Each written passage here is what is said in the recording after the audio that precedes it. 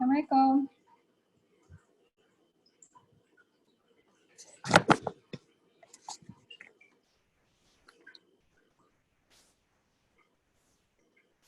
Welcome, Shida. Can you hear me? Assalamualaikum. Boleh dengar? Boleh. Okay. Sekejap kita tunggu the rest.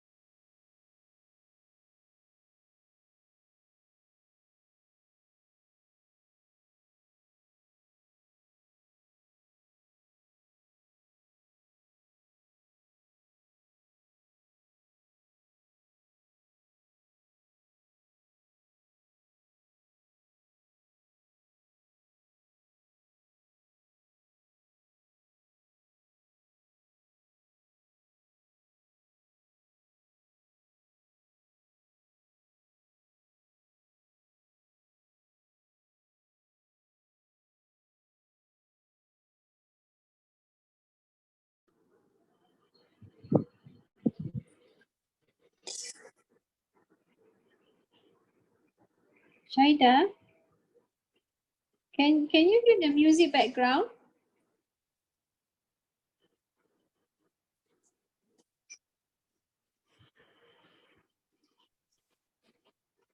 Assalamualaikum.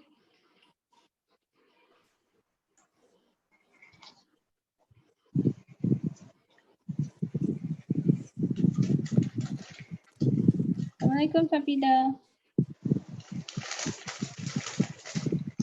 Waalaikumsalam. How are you? Can you hear my background music? Boleh dengar? Huh?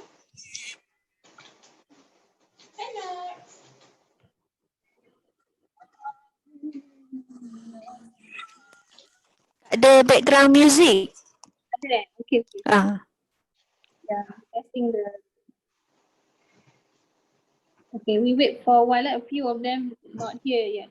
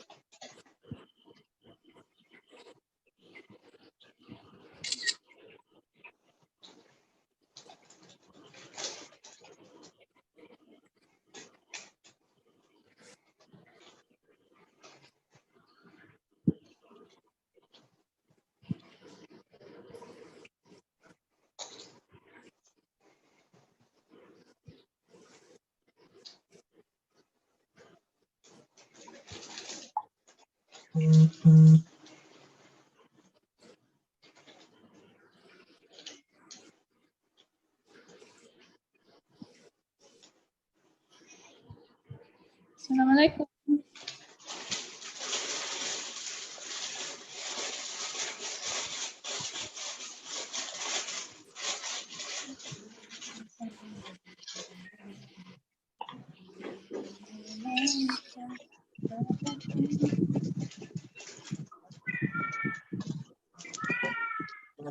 Assalamualaikum. Assalamualaikum warahmatullahi.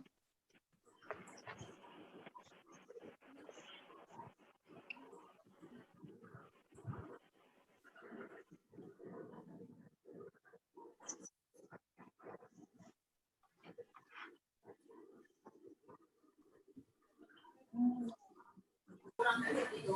Harus ada ide-ide kreatif yang instan yang bisa membuat kita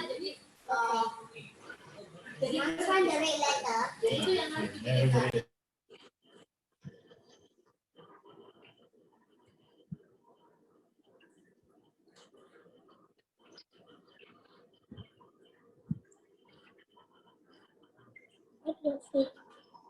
It's just come out.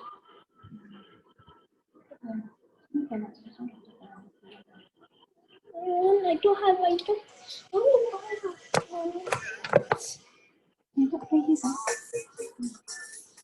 Can see, you can see. Okay. I can go on my iPad for me.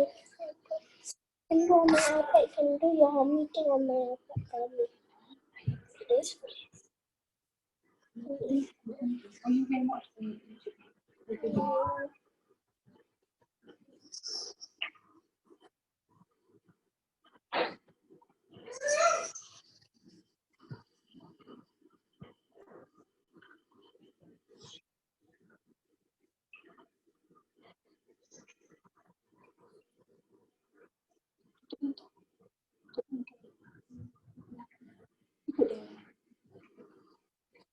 Come on,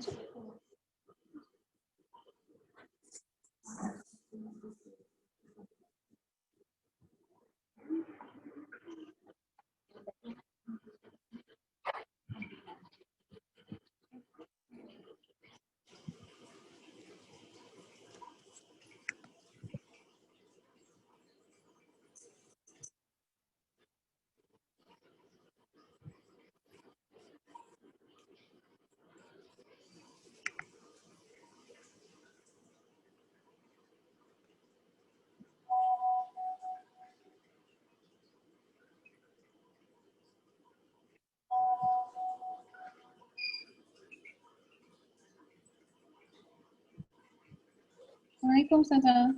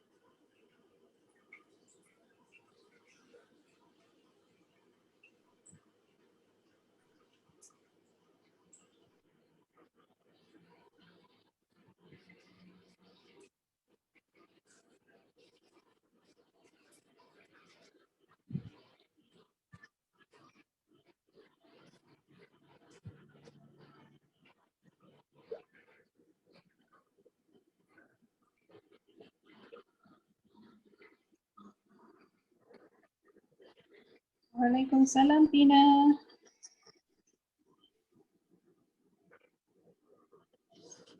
Okay, Ustazah. There's a few people coming in. Yeah, give a few minutes.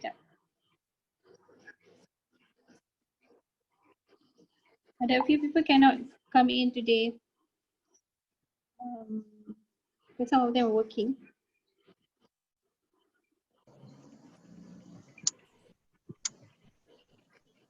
We wait for one more minute.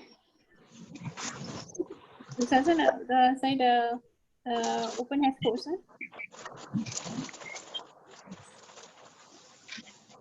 Okay, wait a second.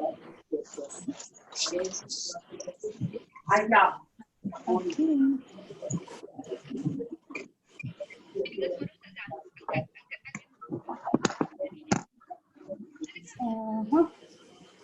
Tengok tu. Ni. So little. Ladies, can you please mute your side?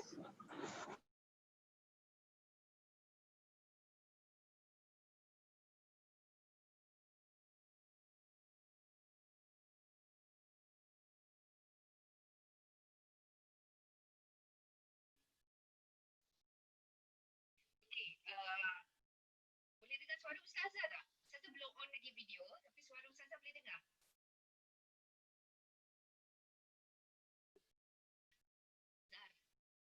Zar? Boleh dengar suara Ustazah?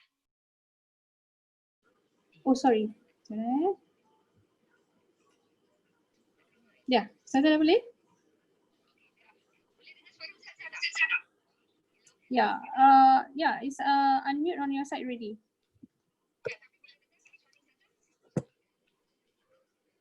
I can't really hear you that well, Ustazah.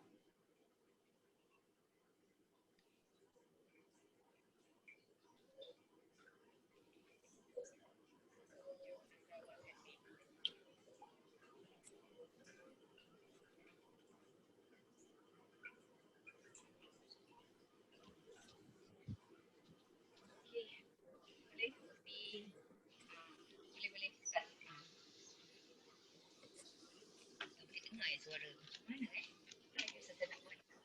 Ustazah, we can't hear you.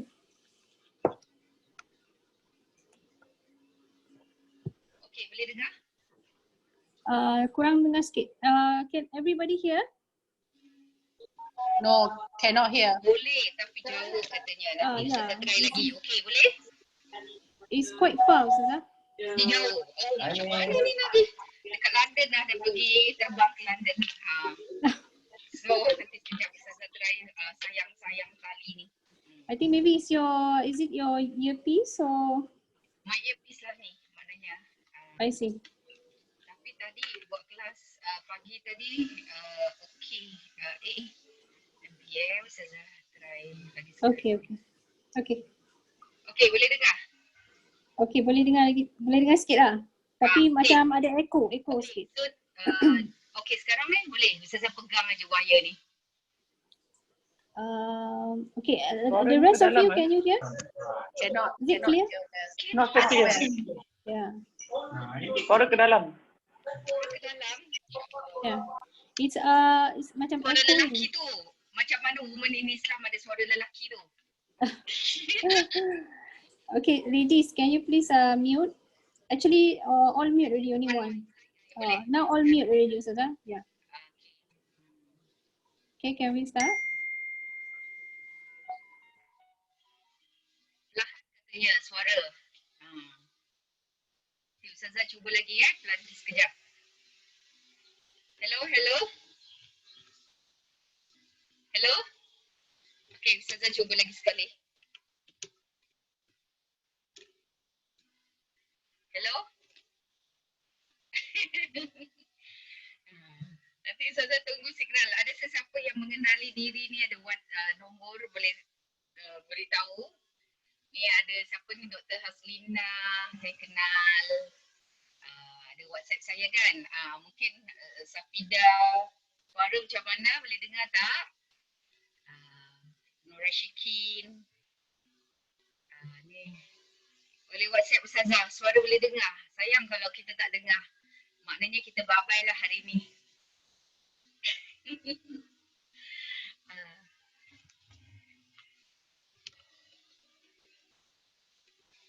Okay, Suhaizan nak cakap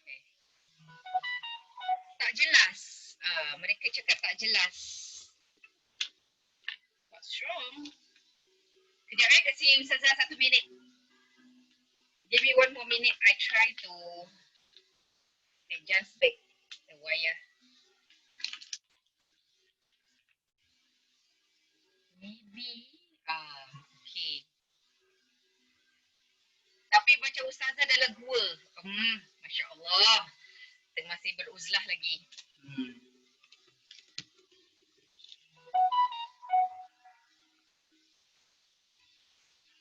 Encong tu apa? Encong. Okay, boleh dengar? Zan? Haniza, macam mana? Boleh dengar? Haniza?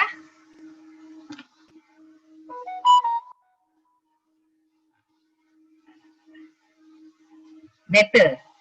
Better katanya. Zar, okay? Macam better. Zar, how? Better? Okay, alright. Tapi echo, but better. Echo ke mana lagi Ustazah nak cari echo-nya? Okay, sorry Ustazah, tadi my system sini ter-unmute ni, so I can't really reply to you. Now dah okay. Okay, so we can continue now that we can hear you better. It's just a bit of echo, but I think is okay. It's loud now. Okay. Ustazah mula ke Zar nak mula dulu? Okay, kita mulakan dengan Al-Fatihah. Auzubillahiminasyaitanirrajim. Bismillahirrahmanirrahim. Alhamdulillahirabbil alamin arrahmanir rahim maliki yaumiddin iyyaka na'budu wa iyyaka nasta'in ihdinas siratal mustaqim siratal ladzina an'amta 'alaihim ghairil maghdubi 'alaihim waladdallin. Bismillahirrahmanirrahim. Alhamdulillahirabbil alamin. Allahumma salli wa sallim ala sayyidina Muhammadin wa ala alihi wa sahbihi ajma'in. Okay, kita continue today with the Ustazah is doing another one more lead woman in Islam and also reviewing the 12 women in Islam yang kita dah belajar, Ustazah? Okay. Bismillahirrahmanirrahim. Assalamualaikum warahmatullahi wabarakatuh. Alhamdulillah, kita bertemu sekali lagi kejam celik dah 12 wanita dan hari ini hari yang hari ini hari kita bertemu dengan 12 wanita. Tetapi kalau kita tidak buat reflection sama ada untuk diri sendiri atau kita buat sesuatu yang inovatif, kita letak dekat social media ke sedikit cebisan cerita atau kita kisahkan balik, maknanya kita reflectkan balik dan kita check lah sama ada betul tak reflectionnya. Kadang-kadang kita reflect, kita parrot back, bukan kita reflect.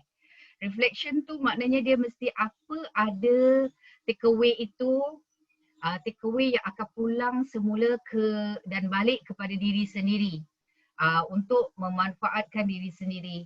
Jadi hari ini kita akan sentuh Naila binti Farah Fisha. Namun Ustazah faham oleh kerana ada kerosakan teknikal sedikit, saya lewat 7 minit lah, maka Ustazah ekstra. Tapi tak payah cakap lah, tahu balik Ustazah ekstra. Sebab 1 jam memang tidak cukup untuk cover semua wanita ini. Hari ini kita hanya sentuh seorang, walaupun seorang sepanjang 11 orang wanita yang kita sebut sebelum ini, walaupun kita sentuh wanita-wanita yang peranannya kira jarang diletakkan di dalam tajuk syarahan, namun Masya Allah hebat besar peranan mereka as frontliners, as wife of Khalifah, as somebody who before commit a very big mistake, major sin, tapi kerana dia ignorance, dia tidak tahu, apabila datang cahaya keimanan, dia buat perubahan bukan perubahan sedikit, terus sudden perubahan, mendadak perubahannya. Contoh Hindun. Apabila dah saat akhir memeluk agama Islam, dia selalu pesan suami dia bila Abu Sufyan dah rasa lain macam dalam peperangan kan. Dia terus gunakan suara dan nada dia bila dia marah ketika perang Uhud. Perang Uhud dia di pihaknya kafir Quraisy. Pun gunakan taktik yang sama, menghalang orang-orang kafir Quraisy dari mengaku kalah, menentang Nabi Muhammad. Tapi kali ini terbalik, dia on the other side. So dia menggunakan strategi yang sama untuk menghalang hatta suaminya. Saya pun tak boleh faham lah macam mana dia balik rumah. Suami dia tak cakap ke, apalah kau malukan aku je jadi di sini kita doalah kita dapat masuk syurga. Kita nak tengoklah senario ni. Hindun orangnya begitu tegas dan juga watak-watak yang kita dah sentuh selama 11 kira kali ni, 11 wanita. Masya Allah hebat jadi sedikit sebanyak ada beberapa yang kita boleh ambil dan kita contohi. Dan yang ke-12 ini, Ustazah bila nak game? Bila nak masuk nombor 12? Jadi tu, ini kita nak masuk, namanya Naila binti Farafisha. Kalau kita sebut nama dia orang tak berapa kenal, tapi kalau kita sebut Saidina Osman, kenal? Tak kenal juga? Kenal lah insyaAllah. So khalifah yang pertama setelah kematian atau kewafatan Rasulullah sallallahu alaihi wasallam ialah Abu Bakar As-Siddiq, memerintah selama 2 tahun. Kemudian khalifah yang kedua ialah Umar ibn Khattab, memerintah menjadi khalifah selama 10 tahun. Dan banyak perubahan berlaku. Bukan maknanya Abu Bakar tak bawa perubahan. Abu Bakar is the determining factor. Sebab antara Nabi Muhammad nak kekalkan preserve Nabi Muhammad atau tidak. Okey. Jadi di sini khalifah yang ketiga adalah Saidina Uthman. Saidina Uthman memerintah selama 12 tahun. Jadi kalau kita kira umur Saidina Uthman, beliau menjadi khalifah, kenapa saya sebut tadi 2 tahun, 10 tahun. Nabi Muhammad menjadi Rasul 23 tahun. 13 tahun di Mekah, 10 tahun di Madinah. Dah 23 tahun. Saidina Uthman ada. Lepas tu 2 tahun Abu Bakar. Dah berapa? 25. Umar 10 tahun. Dah berapa? 35.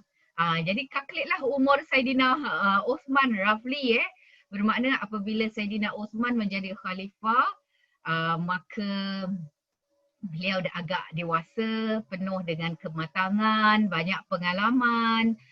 Dan kita tahu Saidina Uthman ada 2 isteri sebelumnya dan oleh kerana isteri tu adik-beradik, maka mereka tidak dalam Islam tidak boleh kahwin adik-beradik. So kahwin dulu dengan Ruqayyah, setelah tu beberapa tahun, di tahun kedua Hijrah, waktu perang Badar, Ruqayyah meninggal dunia. Kemudian katanya salin tika betul salin tika maknanya kahwin dengan adiknya Ummu Kulthum. Lepas tu setelah Ummu Kulthum meninggal baru ni Nailah. Ustazah masih dekat slide yang sama belum tukar slide lagi. So Ustazah baru nak kenalkan watak siapa tu Nailah. Maka dengan lain perkataan Nailah ketika itu berusia 18 tahun. Sweet 18. Nanti cakap sweet ni nanti sekarang tengah viral cerita-cerita. So kita Nailah ni very young, sweet. And then cuba bayangkan Saidina Uthman yang agak dewasa. Tetapi pernah Saidina Uthman mengutarakan soalan, aku ni dah lebih dewasa. Tapi Nailah tidak. Kaca mata apa tu? Kaca mata yang memandang. Kalau kita pandang ke belakang, kita tengok apa berlaku dalam sejarah, mereka-mereka yang memeluk agama Islam dan cuba meninggalkan amalan-amalan buruk yang dilakukan ketika zaman jahiliyah, mereka dah tak ada nampak benda fizikal. Of course physical is important. Now takkanlah Ustazah nak cakap tak penting. Habis saya nak duduk dalam rumah. Saya nak juga wang. Saya nak juga career. Saya nak juga minum-milo dan sebagainya. So material tu tetap ada, tapi kalau kita lihat fokus mereka lebih ke arah nak dapatkan keridaan Allah. Jadi apa-apa yang berlaku, mereka akan cuba fokus ke arah mendapat keridaan Allah. Jadi Nailah menjawab bahawa dia tidak pandang dari sudut fizikal. Maknanya Saidina Uthman ni umur dah dewasa atau tidak, dah tua ke tidak. Maka itu adalah culture di negeri Arab. Saya dipesan oleh salah seorang pakar bahagian sejarah. Beliau mengatakan bila kita pandang belakang dan kita melihat sejarah dahulu kala, dalam contoh di sini kita sedang melihat sejarah wanita-wanita di zaman Nabi, kita jangan letakkan ikut kasut kita. Kasut kita di sini umur 18 tahun masih lagi nak fashionable, apa F 3F. Food, fun, fashion. Tetapi 18 tahun di era Saidina Uthman mereka dah cukup matang. Okay, so sebenarnya Ustazah dah summarize everything. Kita go through saja the point. Nailah ni orangnya teguh pendiriannya, tegas, kemudian beliau tahu priority dalam kehidupan. Maknanya apabila Islam sudah datang dan beliau memeluk agama Islam, maka priority kehidupannya adalah soleh, mengejarkan kesolehan, mengejarkan keredaan Allah, melakukan sesuatu niat ikhlas lillahi ta'ala daripada benda material. Tapi kita tahu Saidina Uthman adalah di antara sahabat yang kaya. Maknanya business still go on. Abu Bakar businessman, Saidina Uthman businessman, hatta wakafnya Saidina Uthman sampai ke era atau kurun 21 masih lagi on. Jadi dengan lain perkataan, dunia tetap dunia. Kita nak kebahagiaan, Rabbana atina fid dunya hasanah wa fil akhirati hasanah wa qina adzabannar. Dunia nak bahagia, dunia sebagai jembatan nak menuju ke akhirat, jadi tetap perlu ada bekalan. Jadi mereka mengutamakan priority adalah soleh. Bukan maknanya kaya tu tidak. Okey. Mata hati dari mata kasar bila memandang suaminya, seperti yang Ustazah sentuh tadi, perbualan antara beliau dan suaminya. Kemudian yang keempat, bermanakah dia hanya 30 minit atau 20 minit saja pembentangan kita. Tujuan dia bukanlah nak cerita the whole story. Itu tak habis sampai besok. Jadi tu sekurang-kurangnya dia memberi percikan minat untuk kita mula membaca dan mencari. Mungkin boleh find out Nailah, nama Nailah. Kalau tidak, find out nama isteri-isteri Saidina Uthman. Jadi boleh tahu lebih lanjut. Okey, yang keempat, Said bin Al-As Al-Umawi, Governor Mekah, plus wanita Bani Ka'ab, Hindun bin Farafishah ni saya salah spell ni nanti sebentar. Farafishah binti Farafishah bin Al-Ahwash Al-Kalbi. Dia semua yang ada kaitan dengannya, pelakon atau watak utama yang kita bawa di sini hari ini.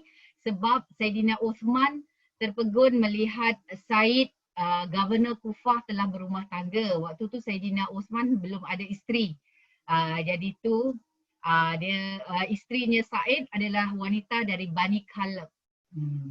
Maka Saidina Uthman mengutus surat kepada Said, temannya Governor di Kufah, mengatakan ada tak dia adik-beradik, Hindun ni ada adik-beradik tak perempuan? Bukan Saidina Uthman nak ambil isteri Said, tanya ada tak sibling lain yang perempuan. Katanya ada. Itulah Nailah. At last akhirnya Nailah berumah tangga dengannya Saidina Osman. Oleh kerana mereka dari puak kira dia ada grup-grup dia kan, macam keturunan Jawa, Boyan, Bugis dan sebagainya.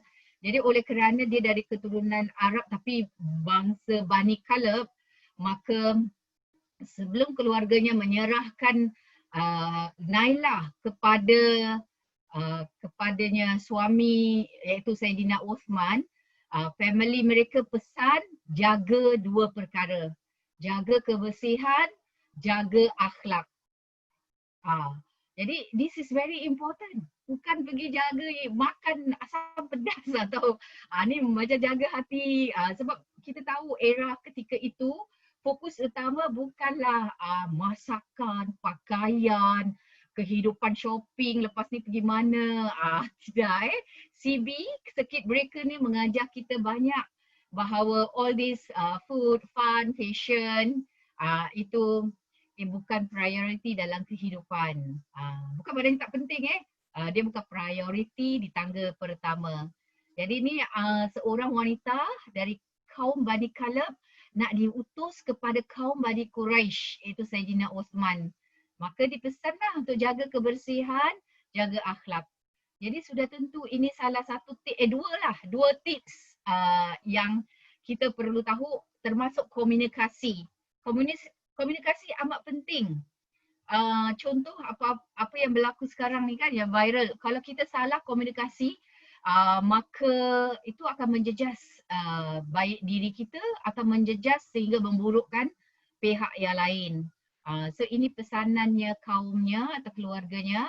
Maka alhamdulillah bila dia masuk dalam keluarganya Saidina Osman, dia tetap menjaga kebersihan, berakhlak. Walaupun Saidina Osman tidaklah sebut wangi hari ni, tapi automatically perhubungan suami isteri itu menjadi damai, tenang, tambahan lagi kata-kata yang baik yang pandai menarik perhatian. Perhatian suami bukan perhatian orang lain yang bukan suaminya. Okey. Maka dengan itu Nailah ni mendapat doa daripada Saidina Osman, maka bertambahlah berkat perhubungan suami isteri ni. So kita reflect balik, Ustazah dah 20 tahun berumah tangga, kita tak jagalah benda-benda gini, satu hari je mandi, atau Ustazah kita kadang-kala pun marah suami kita, ada ke masuk kereta baru nak buang angin. Jadi tu dekat tempat open space tidak buang angin. Jadi tu saya dapat satu feedback daripada seorang wanita yang beritahu keadaan suaminya. Bila masuk kereta saja nak buang angin. Saya jadi marah Ustazah. Jadi tu maka yalah macam mana kita nak susun kata-kata atau reframe our conversation sehingga dilihat dari sudut lain. Sehingga suami yang nanti improve. Dia improve dari diri kita. Perubahan tu perlu datang dari diri kita. Kemudian bayangkan ini numbers just a change of numbers, 81 versus 18. Saya rasa anda pun teragak-agak kalau ikut calculation Ustazah tadi, berapakah usianya Saidina Osman versus Nailah. 81 versus 18, tapi ini jangan jadi perkara besar. Begitu juga cerita-cerita Nabi kahwin dengan Aisyah umur sekian. We must understand history. Era ketika itu 9 tahun bukan hanya dekat negeri Mekah. It is not about kita Islam dengan Mekah saja. Bila Al-Quran Allah turunkan ayat, Allah address untuk the whole universe. Jadi bermakna bukan saja daerah Mekah yang orang kahwin umur muda, tetapi the whole universe face the same challenges, baik Yahudi, Nasrani, negeri Cina dan sebagainya. Dan 81, dan it is odd for those in the Middle East to have one husband kerana ada beberapa faktor faktor daerah mereka. Tetapi it is odd for our Southeast Asia to have more than one husband. Tapi tak mustahil lah kalau ada. So numbers ni jangan dipertikaikan, Dan jangan itu yang diambil besar sehingga diletakkan di social media sehingga timbul persoalan dari orang yang tidak memahami duduk perkara dalam sejarah. Kemudian of course lah Nailah ni seorang yang cantik, cerdas, pintar bersyair. Kita dah sebut bahawa zaman jahiliah adalah zaman di mana syair itu sentiasa menjadi satu norma kehidupan ketika itu. Maka zaman Nabi Muhammad ada tapi tidak banyak kerana fokus adalah Al-Quran. Kemudian bila masa berlalu dari zaman Saidina Uthman, 12 tahun kan Saidina Uthman memerintah sebagai khalifah, maka syair itu menjadi datang balik. Dalam khutbah Jumaat bentuk syair, kemudian dalam kitab-kitab yang dikarang, lebih-lebih lagi nanti di zaman Abbasiyah, kebanyakan kitab-kitab tauhid, nahwu, tafsir, semua dalam bentuk syair. Ulama karang dalam bentuk syair.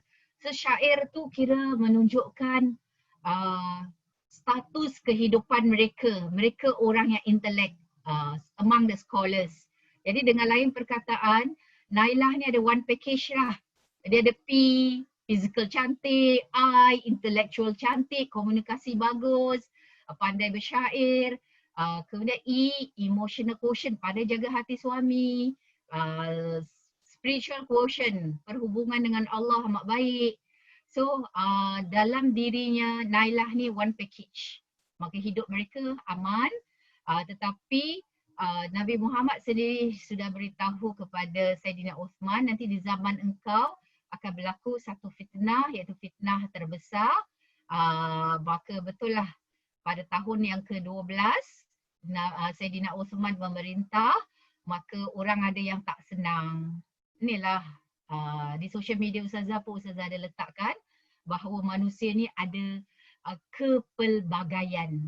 Kepelbagaian dalam berfikir, kepelbagaian cita rasa, kepelbagaian dalam kehidupan, dalam skill.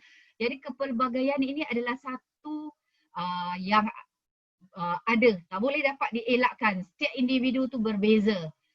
Maka oleh kerana ada kepelbagaian kefahaman, maka ada yang tak berapa setuju dengan Saidina Uthman dalam mengatasi beberapa urusan negara. Maka kawasan Saidina Uthman ini, rumahnya dikepung selama 50 hari pada tahun 35 Hijrah. Kemudian waktu sedang kepung tu, Nailah nak keluar, nak address orang-orang ni lah. Sekali dia terlupa pakai tudung, kemudian Saidina Uthman tegur. So this conversation become very important to me.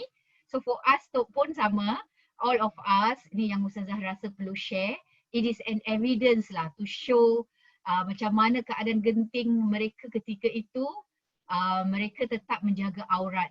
So kata Saidina Uthman, nombor 10 ni adalah kata-kata Saidina Uthman. So Saidina Uthman mengatakan, Nailah, rambut kau ni pergi tutuplah. Kira maknanya tutuplah auratmu. Pada aku, rambut kau ni kalau terdedah lagi berharga daripada nyawa. Nyawa dia lah, nyawa Saidina Uthman. Jadi itu Saidina Uthman amat menghargai hukum agama.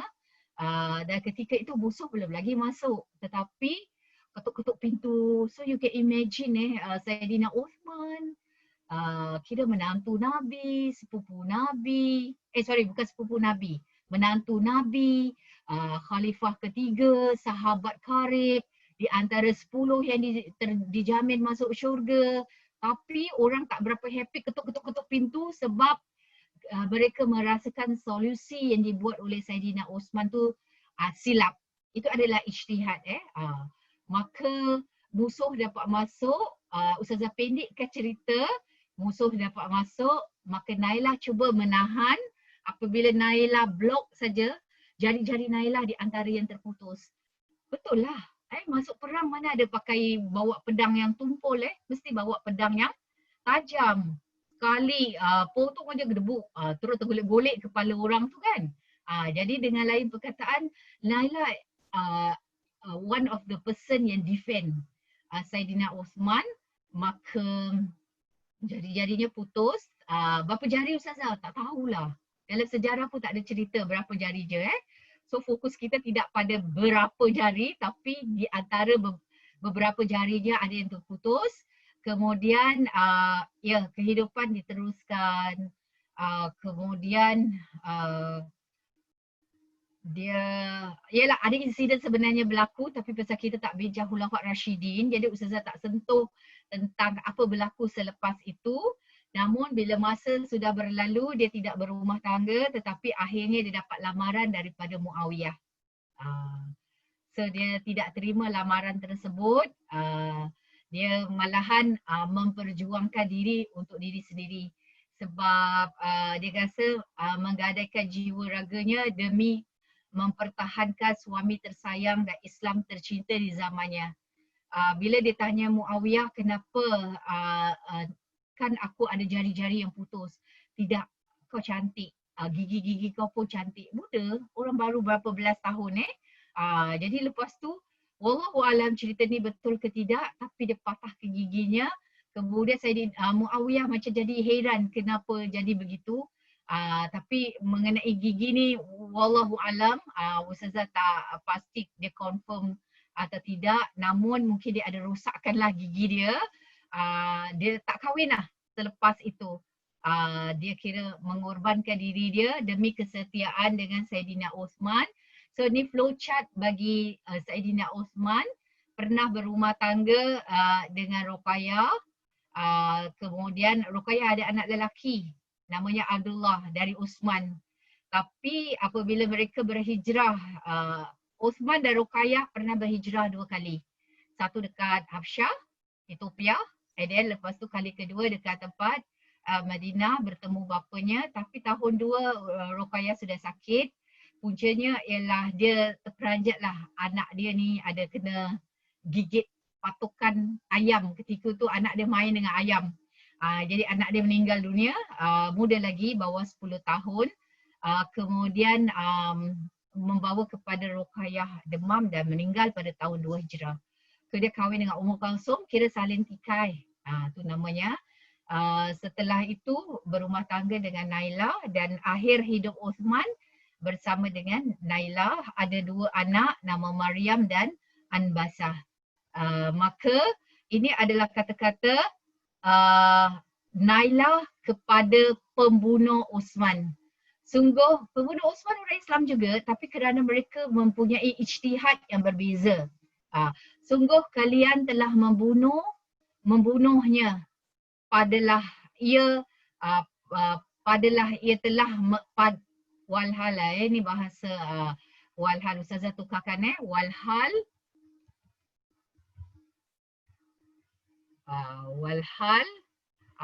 ia telah maknanya Saidina Osman telah menghidupkan malam dengan Al-Quran dengan dalam rangkaian rakaat maknanya qiyamul lail baca Quran hablum minallah tu amat rapat. Tetapi ni kan urusan dunia maknanya berijtihad jadi pihak lawan ni mereka mempunyai ijtihad yang berbeza. So Saidina Osman mempunyai ijtihad yang berbeza, kedua-duanya adalah Muslim, maka akhirnya Saidina Osman pun meninggal dunia. Ini kata-kata yang dilontarkan oleh Nailah kepada pembunuh Osman. Jadi dari kata-kata Nailah ni yang kita nak dengar. Kata-kata yang menunjukkan sifat-sifat Osman walaupun di saat akhir tapi tetap hablum minallah terjaga. Okay? Itu adalah kira watak yang ke-12 atau wanita yang ke-12 yang kita sentuh pada hari ini. Jadi oleh kerana kita dah sentuh banyak kan, maka Ustazah nak joining the dots lah. Wanita dulu, wanita sekarang, wanita masa depan. So wanita kurun 21, saya tak ada plan bahawa insiden baru-baru ni berlaku sebab kita dah go through 12 women, 12 wanita. Kita tak sangkalah ada hikmah insiden ni berlaku sehingga kita perlu ambil prihatin tentang wanita sebab model kita siapa sekarang. Sudah tentu wanita-wanita yang Allah memberitahu di dalam surah Al-Fatihah an'amta alaihim yang telah mendapat nikmat. Jadi wanita-wanita ni lah yang telah dapat nikmat. So yang baik kita ambil, yang tak baik kita tinggalkan. So kita dah sentuh wanita dulu, wanita sekarang, maka apa kita nak lakukan supaya kita masa depan kita sebagai wanita menjadi wanita yang baik. So yang pertama dan kedua yang kita sudah sentuh ialah Sudafah dan Unaizah. Dua wanita pengkhianat hidup di zaman Nabi Soleh. Mereka mengupah lelaki untuk membunuh unta, yang bunuh unta lelaki, tapi mereka menawarkan pada mereka kehidupan ni adalah harta, wanita. So menawarkan diri dikawini atau boleh hidup bersama. Jadi pada mata orang yang tidak beriman dengan Allah, harta, wanita, benda fizikal itulah yang dipandang. So ni dua wanita pengkhianat kita dah sentuh. Kemudian kita sudah sentuh yang bahagian kedua iaitu Rumaisah binti Milhan. Ni Ustazah betulkan, ada silap ni. Ni bukan Milham. Milhan, Ruqayyah binti Milhan. Ruqayyah binti Milhan ini another name yang lebih dikenali ialah Ummu Sulaim, ibu kepada Anas bin Malik, wanita yang mulia kerana maharnya. Apa sebab? Sebab maharnya bukan bentuk material, bukan bentuk duit ataupun seutas rantai dan sebagainya. Tapi apabila Talha ingin berumah tangga dengan beliau, beliau beritahu agama Islam. Walhal suaminya handsome, fizikal bagus, fiziknya bagus. Dia kira macam kita kata idol lah. Sehingga banyak wanita berkenan. Dan heran kenapa Rumaisah ditawarkan mas kahwin yang begitu tinggi pun hartanya, tapi tetap ditolak. Dia tak Islam. So bila kita ingat Rumaisah atau Ummu Sulaim, kita ingat wanita yang mulia kerana maharnya. Dan beliau adalah ibu kepada Anas bin Malik. Kemudian wanita ketiga adalah Waligah. Tak tahulah sebutannya Walihah. Beliau adalah wanita yang kufur kepada kerasulan suaminya iaitu Nabi Nuh alaihissalam. Ini contoh pasangan hidup yang satu Islam, satu tidak memegang integriti. Kufur dengan suami, malahan membocorkan rahsia kepada yang lain. Itu yang maksud Ustazah tak pegang integriti. Integriti ni maknanya kita dalam bidang pekerjaan, bila bos dah cakap kita ada this plan, please keep it confidential, atau kita ada sign surat confidential, kalau kita reveal it out, kita dah tak pegang integriti. Itu tidak, kita tak baguslah sifat tu. Membocor rahsia, tidak amanah, tidak bertanggungjawab. So Waligah mempunyai ciri-ciri begini. Okey, kemudian walhal suaminya suami yang dipandang Allah. Tak kira lah. Walaupun suami baik ke, saya ada satu insiden yang berlaku di mana lelaki ini menggoda satu wanita tersebut. Ni cerita betul lah menggoda satu yang sampai pada saya. Dia menggoda wanita tersebut, isteri orang. Suami dia baik, dah janji, kita memang dah plan nak pergi umrah. Kemudian mereka dah pernah pergi umrah dan hidup tak ada apa-apa yang mengganggu. Tapi pasal dia dah mula terpikat dengan lelaki ni, maka dia minta perpisahan dengan suaminya. Jadi pada suami baik. Jadi dia ada watak-watak wanita kadang-kala melihat zahir fizikal itulah yang kekal.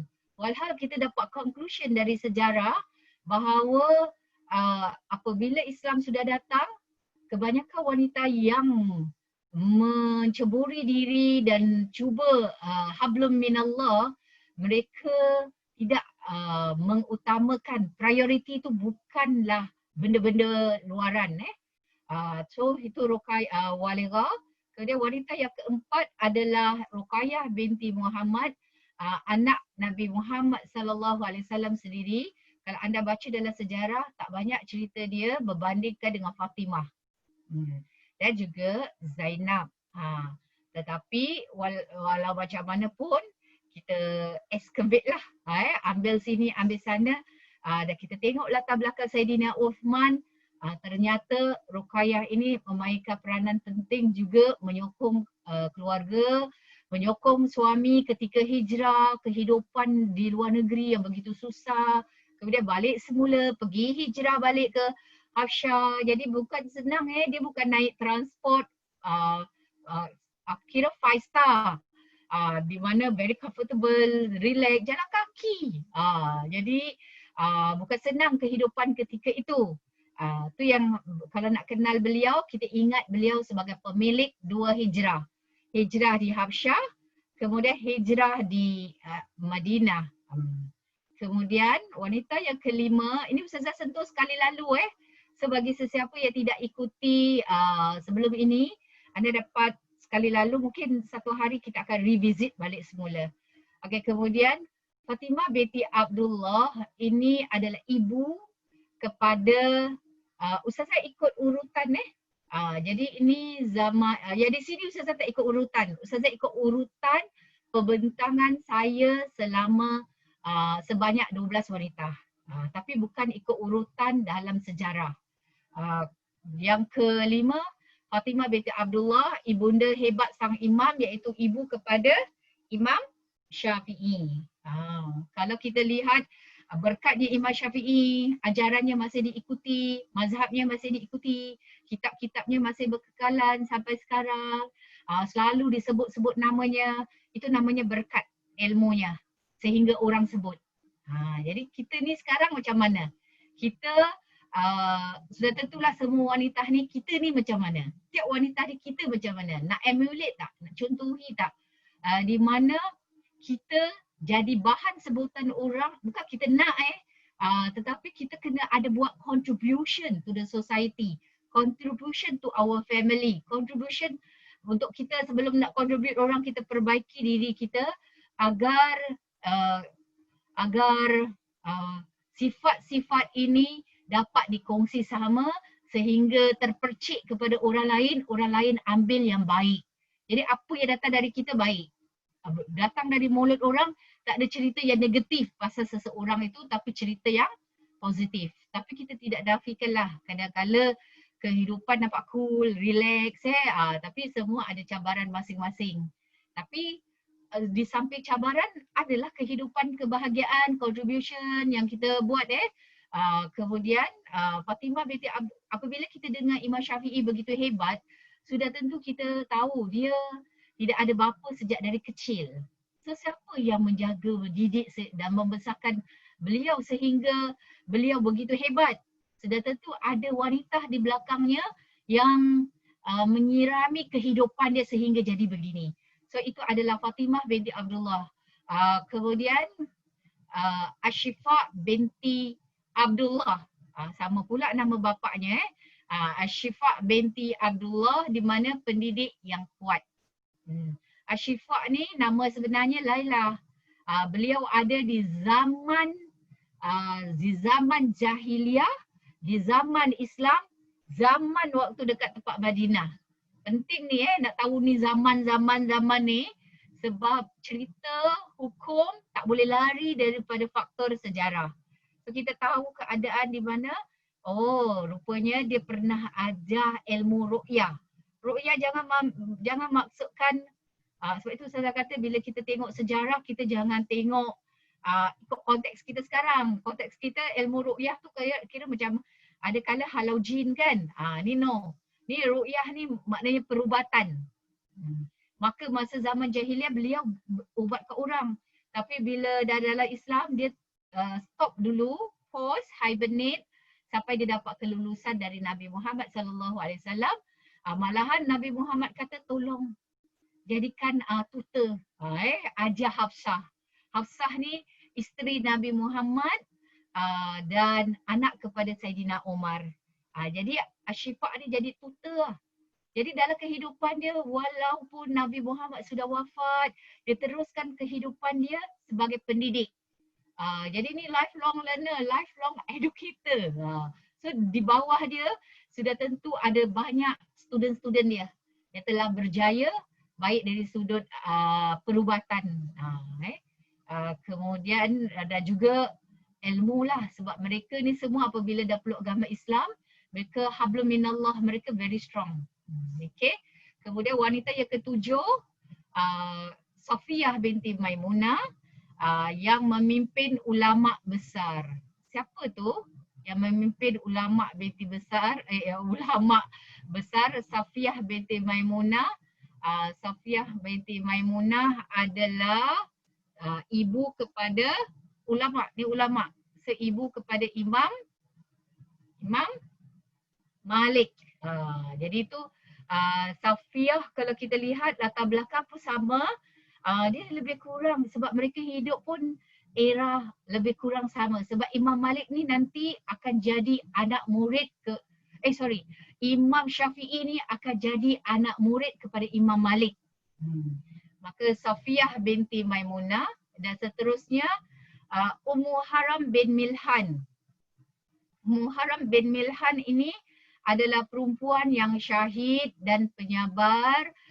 Kita tahu suaminya adalah Ubadah bin Samit. Cerita ni rasanya baru kita ceritakan.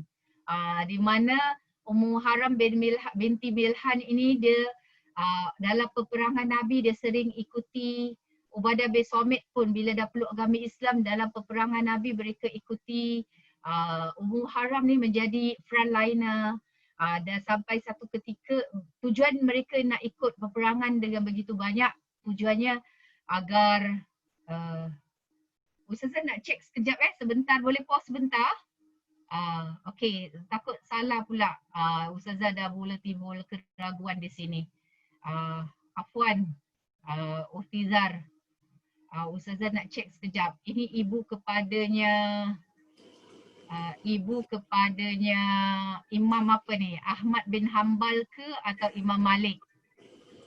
Boleh cekkan tak Ustazah? Mana? Takut salah ilmu. Jadi tu dia ibu kepada Ahmad bin Hanbal. Okey? Waktu tu Ustazah dah rasa lain baca pun saja waktu dalam bercerita. Okey, dia adalah ibu Safiyah binti Maimunah adalah ibu Ahmad bin Hanbal, bukan Imam Malik seperti yang kita sentuh tadi. So Ustazah tukar sikit, backtrack sikit. Imam Ahmad bin Hanbal. Ahmad bin Hanbal kalau dalam sejarah dia adalah anak murid kepada Imam Syafi'i. Jadi dia Imam Syafi'i anak murid kepada Imam Malik. So Imam Syafi'i anak murid kepada anak murid Imam Hanafi. So dia di situ lah mazhab-mazhab ni dia akan bertemu. Okay. So kita perbaiki Safiyah binti Maimunah adalah ibu kepada Ahmad bin Hanbal. Dan kalau kita lihat latar belakang mereka, keluarga yang miskin. Namun sama juga dengan Imam Syafi'i, keluarga yang seadanya tapi mereka mengutamakan ilmu sebagai saham untuk diri mereka, di mana masa depan nanti kalau ilmu orang tak boleh curi, tapi kalau harta orang boleh curi. So itu Safiyah binti Maimunah. Kemudian Ummu Haram binti Milhan, dia adalah selalu pergi ke hadapan dalam peperangan. Dan beliau pernah bertanya pada Rasulullah bahawa wahai Nabi, adakah aku akan mati ketika peperangan? Kata Nabi, kau akan mati dalam maknanya masih lagi dalam peperangan, tapi bukan makna dalam medan peperangan. Tapi betul, masa turun daripada kapal nak pergi peperangan, turun dari kapal nak pergi ke satu tempat tu dia naik kenderaan, dia jatuh dari kenderaan, dia meninggal. Tapi bukan dalam ketika perang. Jadi perasan tak Ummu Haram binti Milhan, dia ada relation dia, blood relation dengan tadi ni Rumaisah binti Milhan. So kalau kita track balik sejarah, semua related siapa yang hidup di zaman Nabi, dan senang kita nak trace sebenarnya sebab mereka belum lagi begitu besar. Kira community ketika itu belum begitu besar. Maka seterusnya Asma binti Yazid di antara juru bicara kaum wanita ni baru kita sentuh.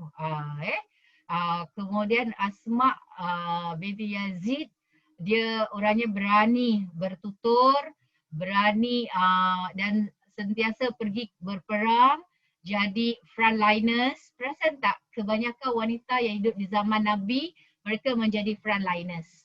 So kita selalu cerita frontliners, respect the frontliners. Tapi ini adalah frontliners yang ada beliau bahagian medik, bahagian logistik, bahagian makanan, bahagian minuman. Tapi kalau keadaan terdesak, beliau akan pergi ke medan pertempuran dan bantu juga.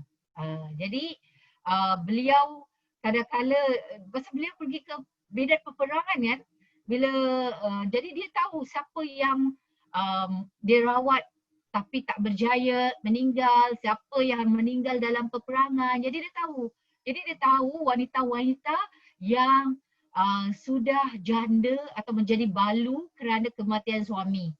Maka dia pun akan jumpa wanita-wanita ini dan memberi kata-kata perangsang. Jadi kerana dia pandai berbicara, pandai counsel, pandai memujuk hati dan mendamping wanita-wanita ini, dan apabila dia berdamping dengan wanita-wanita ini, sudah tentu dia dengar cases, stories, suara-suara dari the ground lah. Jadi dia berani, dia jumpa Nabi Muhammad SAW, wahai Rasul, sekarang ni semua pergi berperang yang lelaki, berjihad lelaki, mereka dapat pahala jihad, mati syahid maknanya masuk syurga. Tapi bagaimana kita pula wanita yang duduk rumah, jaga harta suami, jaga maruah diri.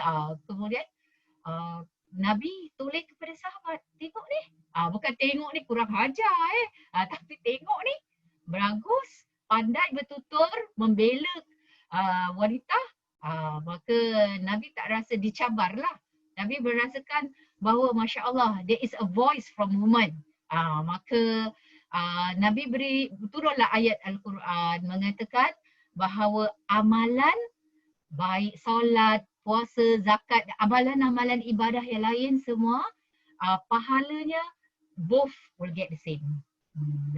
Malahan kita yang wanita ni melahirkan anak, menyusukan anak, membesarkan anak, mendidik anak pun ada dari sudut biologi ada differences lah. Mana boleh semua sama Kalau sama sudahlah perempuan kahwin perempuan kan. Jadi ni sudah tentu ada perbezaan perempuan dengan lelaki dari sudut cara berfikir, biologi dan bukan maknanya berumah tangga suami tu nak jadikan isteri tu macam suami, isteri nak jadikan suami macam suami. Macam isteri. Tidak. Dia punya keadaan ni macam mana nak hidup dalam dua watak yang berbeza, nak complement each other.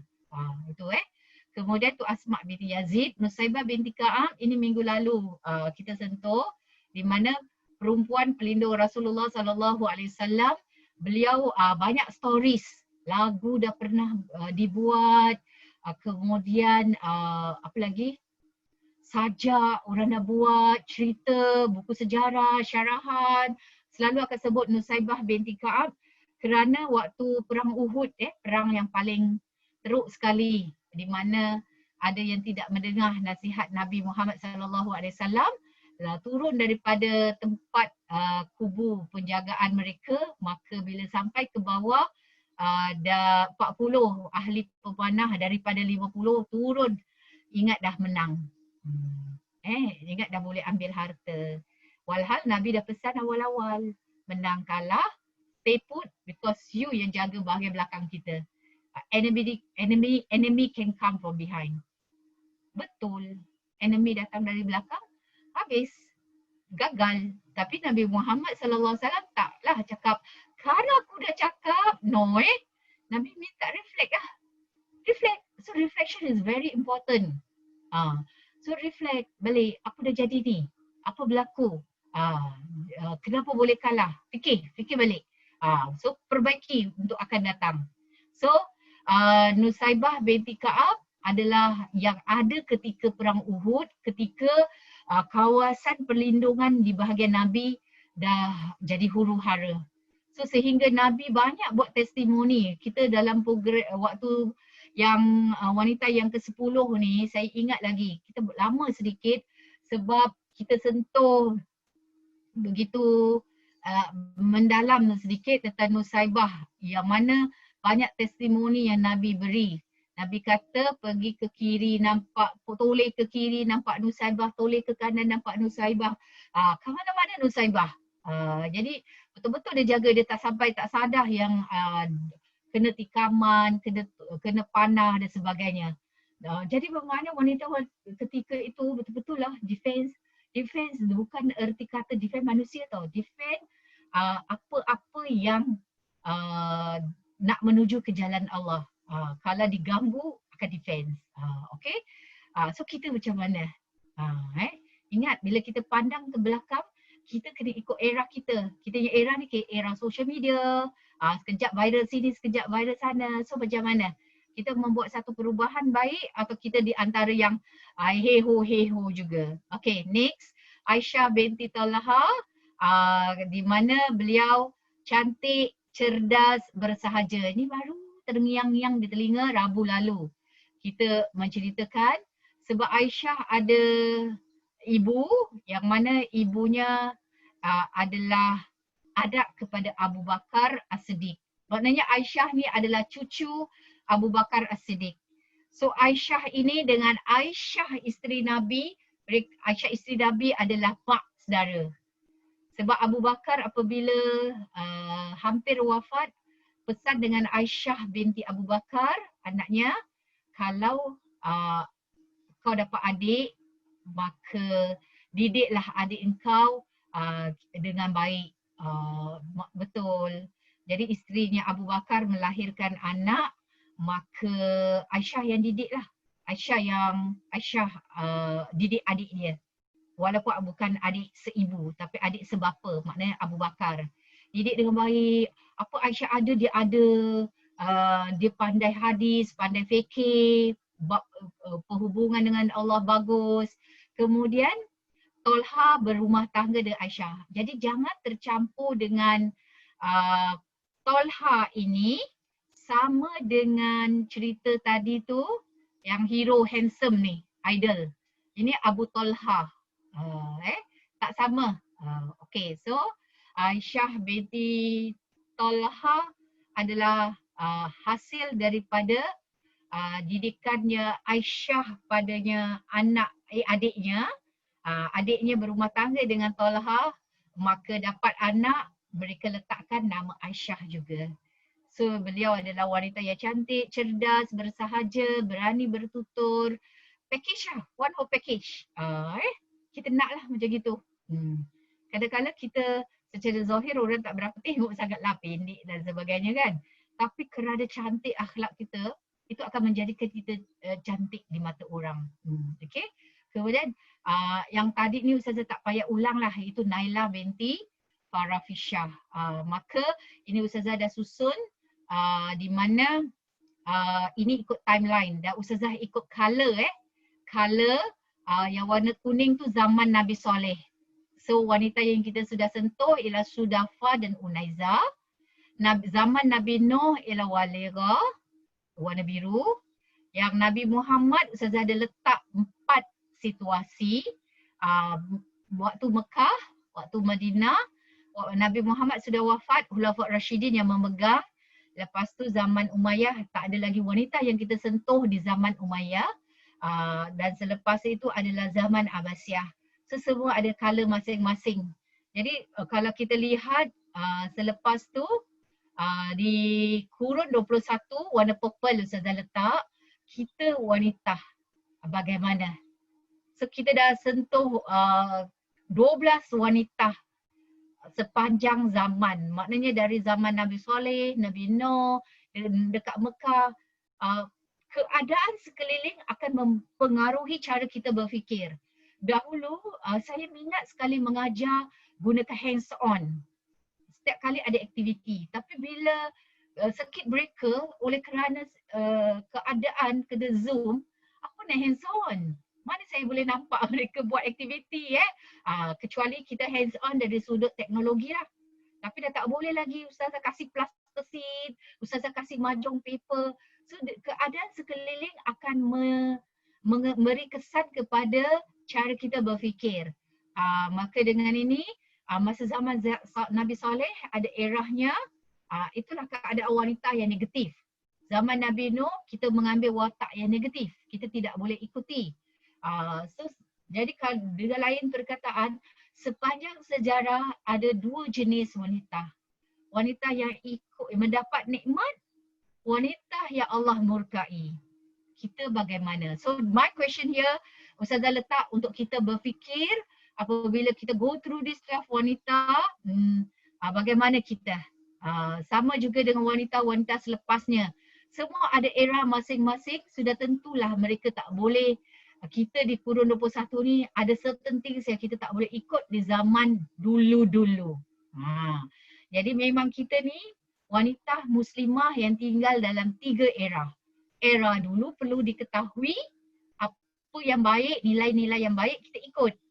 Kemudian kita ni sekarang macam mana nak plan supaya kita bagus dan kita nak plan ke depan, masa depan yang baik. Maka di sini kalau kita lihat 12 wanita, mereka tidak lari daripada mereka menyampaikan mesej Allah. So sampaikan mesej Allah ni maknanya berdakwah. Dakwah macam Chim so high, belongs to asatiza. No. Dakwah ni maknanya macam mana kita nak sampaikan mesej. Tak ada Nabi lagi setelah kematian Nabi Muhammad sallallahu alaihi wasallam. So setiap individu bertanggungjawab sebagai khalifah. Jadi bagaimana setiap individu dalam diri dia, dalam keluarga dia, dengan pasangan hidup dia, dia nak spread this message, agama Islam. So tak secara langsung dia digelar da'i, pendakwah. Kemudian target audience-nya namanya mad'u. Jadi tu saya pernah pergi satu conference, satu ceramah, terlupa apostrofi. Jadi madu. Jadi no ini bukan madu. Ini mad'u. Target audience. So target audience can be our students, our participants. Target audience can be our family.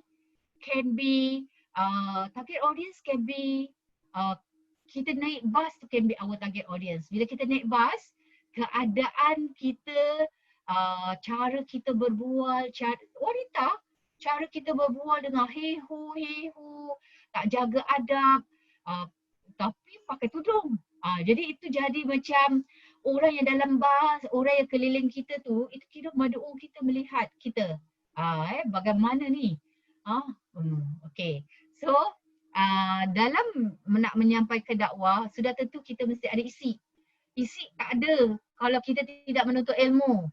So saya lihat dekat dalam nama-nama list yang ada ni, alhamdulillah sering mengikuti perkembangan ilmu. Mesti ikut sebab dulu-dulu masa zaman saya belajar tauhid, kita dengar ustaz cakap wujud, kidam, baka, tapi sekarang tak boleh tajuk tu. Dah evolve. Kalau tajuk tu pun kena ada bawa contoh-contoh dan lebih lagi. So supaya target audience lebih faham mad'unya. Jadi macam mana kita nak spread the message to our children. Saya tak tahu anda lah, kalau saya this circuit breaker is very beneficial lah, di mana semua terkurung dalam rumah. So saya kata okay, spend 30 minutes with me lah. So kita duduk dekat hall lah, kita ada snack semua, snack bukan snake snack semua, kita siapkan snack, nak ambil hati snack mana-mana kat peti sejuk semua keluarkan, phone semua ketepikan, kemudian duduk, baru kita cerita. So cerita lah 30 minutes and then they must come with 2 reflection and then dia orang betul-betul lah fikir that reflection. Kebetulan my children from criminologies, lulusan kriminologi, so dia orang punya reflection ni saya betul-betul nak hargai juga. Sebab latar belakang mereka berbeza. Dan sudah tentu reflection dari diri anda juga yang mendengar. Sebab anda mempunyai latar belakang yang berbeza, keluarga yang berbeza. So setiap reflection tu bila kita cantumkan, dia menjadi sesuatu yang very very valuable for all of us. Okay? Jadi kita mesti ada isi sebelum nak sampai. Tong kosong dia makin banyak berbunyi tapi tak ada isi. Okay. So ada cara kalau untuk anak-anak kecil bagaimana? Anak-anak di sekolah rendah bagaimana? Menengah bagaimana? So Ustazah dah menempuhi dua sistem pendidikan, satu pedagogi, satu andragogi. So I do make mistakes. Yang orang dewasa saya pergi mari buat aktiviti berdiri. Mestilah orang tak suka. Tak sama. Okay. So tapi sekarang ni tidaklah semua. Cik tak pandai lah nak buka Zoom.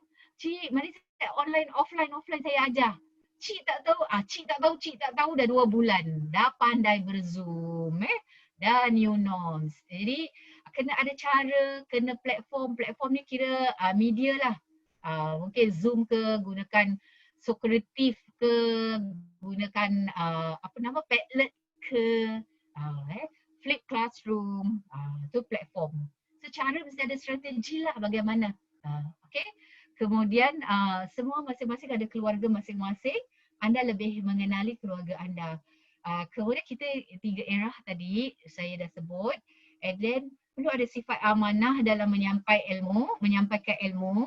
Kemudian ada matlamat supaya anak kita juga mendapat ilmu ini dan untuk kebaikan dia dan kita pun nanti akan terpercik kebaikan pada kita. Okay, next. Ini adalah timeline. Terima kasih ni pembuat timeline ni ada dalam grup ni. Terima kasih Lina. Jadi hasil daripada perbualan ustazah pada a group of students. So Lina datangkan this flow chart pada ustazah. Of course saya assess dulu that flow chart. Kemudian this timeline is very important sebab kita nak tahu kalau kita di mana. Kita bila nak cerita macam dekat social media ustazah baru-baru ni pasal Zainab binti Jahash. So Zainab binti Jahash ini wanita isteri Nabi ketika tu Nabi dekat tempat era 13 tahun dekat Mekah ke Nabi dekat tempat Madinah. Atau kita sedang ceritakan tentang isteri Nabi Nuh. So maknanya sebelum. Sebab time, space and context dia akan memberi kesan kepada sesuatu pemikiran. Masa zaman Abu Bakar Nabi Muhammad, masa zaman Nabi Muhammad azan Jumaat sekali. Zaman Abu Bakar azan Jumaat sekali. Umar sekali. Tapi zaman Uthman sebab negeri dah besar dibuka, maka azan jadi 2 kali. Sampailah sekarang. Jadi dia will affect hukum. So this basic timeline ni very very important. And then timeline Muslimah pun perlu ada. Walaupun nabi-nabi yang diutus adalah lelaki, namun kita kena ikut flow chart di sini. 2 perkara yang Allah beri. Pertama, Allah turunkan akidah semua sejak dari zaman Nabi Adam sampai hari kiamat, semua embrace the same akidah, believe in Allah. Okay. Kemudian tapi hukum syariat praktikal, apa nak buat, solat, puasa, zakat, haji, itu tidak sama setiap zaman atau setiap nabi-nabi. Dan dia dah jadi permanent pada zaman Nabi Muhammad SAW. Kalau saya first kali bila cakap dengan anak saya, do you know Lee Min Ho? Alamak, don't like lah Korean movie. Okay. So who is the famous actor or actress that you know? Dia okay. Dia ada Matahi ke, dia ada ni, Ustazah akan tanya dulu apa yang kegemaran mereka. Kemudian baru saya cakap pasal do you know in Islam we need to know about Prophet Muhammad. Prophet yang lain tak tahu family members dia, kira tidak jadi satu kewajipan. Tapi Nabi Muhammad ni kita kena kenal. Tu yang kita lihat dari angle wanita untuk mengenali Nabi Muhammad. So bila masa berlalu, you are here in the 21st century. So timeline kita sebagai muslimah, kita tengok muslimah-muslimah yang berlaku atau wanita-wanita, ada yang crook, ada yang heroin yang berlaku sepanjang sejarah. So sudah tentu amanah tetap diteruskan, tak kira kita di era yang keberapa. Dan ni Ustazah letak star ni mungkin masa depan sekarang ni millennials, then ada apa generation lagi ke depan. Okay, kemudian peranan muslimah ada banyak. Dia sebagai hamba Allah, sebagai isteri, sebagai ibu, sebagai nenek, sebagai anak, sebagai muslimah, sebagainya tugas anda, career anda di tempat kerja anda, manager, frontliners, educators. So kita memegang banyak watak. Satu wanita, kitalah mak mentua, kitalah anak kepada emak, kitalah sepupu, kita banyak watak yang kita pegang. So adakah kita memainkan peranan kita sebagai muslimah? Dan persoalan muslimah banyak lagi. Maka banyak yang kita perlu cover dan pada saya fokus. Kita kurang ilmu. Kita tu termasuk saya Jadi sebab itu tujuannya kita nak buat program ini supaya kita cedok sedikit, seminggu sedikit supaya dengan sedikit ini kita akan dapat contohi dan kita dapat pass down kepada keluarga kita dan kita share kepada mereka sebab persoalan muslimah semasa ni banyak. Sebab itu bila ada beberapa insiden yang berlaku ni, fokus saya ialah Masya Allah banyak lagi urusan muslimah yang perlu kita fokus. Jadi saya ambil jalan meneruskan kehidupan, life goes on. Beliau muslimah ni memainkan peranan, dia ada status dalam kehidupan, masalah fikih, wanita bak haid, bak hulu, bak cerai, ni pun masih lagi heho. Kemudian dari sudut pekerjaan, auratnya bagaimana, peribadi, media sosial yang sekarang sedang viral, dari sudut pendidikan muslimah, bagaimana apa nak jadi dengan mereka, kemudian dari sudut rumah tangga, perhubungan, hablum minallah dengan hablum minannas, perhubungan horizontal dengan vertikal. Sekarang kita dah kurun 21, so apa teknologi era kini yang kita perlu pelajari supaya kita keep on par. Bukan hanya belajar yang dulu, tapi apa yang belajar dulu kita boleh emulate sekarang. Ada certain things kita tak boleh emulate, perang jihad ni dah tak boleh lah. Tapi jihad kita jihad lain. Kemudian kedua, siapa role model kita? Kita lah jadi role modelnya. Kita role model kepada wanita-wanita yang kita contohi, tapi kita jadi role model kepada orang-orang keliling kita. Dan kita dengar hadis-hadis yang mengatakan wanita tu kurang akal, wanita banyak dekat dalam neraka. Jangan lekas melatah. Sebab itu saya kata hadis tak boleh copas, copy paste. You ambil dia hadis, then you make justification that ya Allah, kenapalah Nabi Muhammad mengatakan wanita banyaknya dekat dalam neraka. We do not see the justification. Apa asbabul wurud hadis itu didatangkan. Kemudian wanita kurang akal, kita tidak belajar. Tapi bagi mereka yang dah belajar tafsir ayat, tafsir ahkam, tafsir wanita dalam Al-Quran, ada yang sudah tahulah kenapa wanita tu kurang akal. So kita tak boleh ambil hadis, apply and then terus war-warkan apalah wanita macam gini, wanita macam gitu. Yang cerita hadis ni bukan cerita kisah yang baru berlaku ni. So Masya Allah banyak maka Alhamdulillah. So it will be never ending. Kita kat mana? Kita baru cerita. Tak ada pun dalam Ustazahnya circle. Kita sedang cerita watak wanita. Tapi kita belum cerita yang lain-lain yang dekat dalam ni. Tapi dalam cebisan cerita kita dah dapatlah gambaran. Walaupun 12 yang kita dah tempuhi, tetapi ia sudah banyak sebenarnya yang boleh kita contohi. So permintaan Ustazah, apabila kita sudah dengar ini, dalam grup WhatsApp yang kita ada, sila beri reflection. Reflection is very important to me. Sebab bila anak saya lah beri 2 reflection, saya minta 2. Every time after 30 minutes mesti 2 reflection from this boy, 2 reflection for girl. Sebab watak lelaki dengan perempuan cara berfikir berbeza. So bila kita dengar, Masya Allah, it enrich us. Jadi sila masukkan reflectionnya dalam grup WhatsApp dan nanti pihaknya Zara dari situ akan collate and akan sharekan kepada anda semua sebab dia akan mengayakan kita lagi. Okay, syukran. Assalamualaikum warahmatullahi wabarakatuh. Waalaikumsalam. Terima kasih Ustazah. Sama-sama kasih. So Ustazah kira next week will be the last Ustazah. Next week will be the last so I will bring another two women. Two women, okay. And then we can summarize everything juga lah. Then for the next one, we will start in hopefully in August lah. We will do a new set of program. Yeah. Okay.